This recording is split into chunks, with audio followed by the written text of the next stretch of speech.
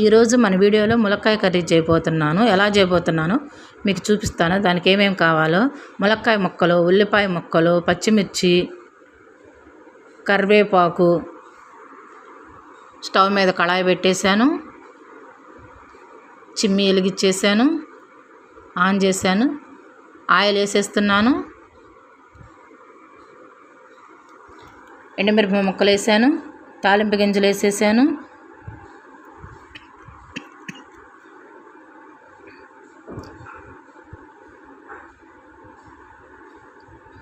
అవన్నీ బాగా వేగిన దాకా తిప్పుతున్నాను. కరివేపాకు వేసేసాను, పచ్చిమిర్చి ముక్కలు కూడా వేసేసాను, ఉల్లిపాయ ముక్కలు కూడా వేసేస్తున్నాను. ఇప్పుడు ములక్కాయ ముక్కలు కూడా వేసేస్తున్నాను.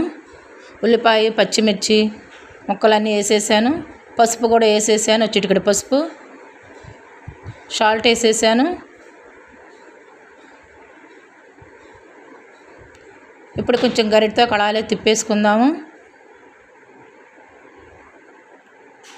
కర్రీని. ములక్కాయ కర్రీ అండి ఇది, ఉల్లిపాయ ములక్కాయ కర్రీ. మళ్ళీ మూత తీసి ఒకసారి తిప్పేసుకుందాము కర్రీని. మగ్గటానికి వచ్చేసిందండి కూర. ఇప్పుడు కారం వేసేసుకుందాము. కర్రీ వైపా వచ్చింది, కారం వేసేస్తున్నాను. ఒక గరిటె కారం వేసేసాను. మళ్ళీ కర్రీ అంతా తిప్పేసుకుందాము. ములక్కాయ కర్రీ ఎలా చేసుకుంటే చాలా టేస్టీగా ఉంటుందండి. మీరు కూడా ట్రై చేసి చూడండి. మూత పెట్టి తీసేసాను. మగ్గేసింది కర్రీ. ములక్కాయ కర్రీ చేయటం ఎలానో చూపించేశాను.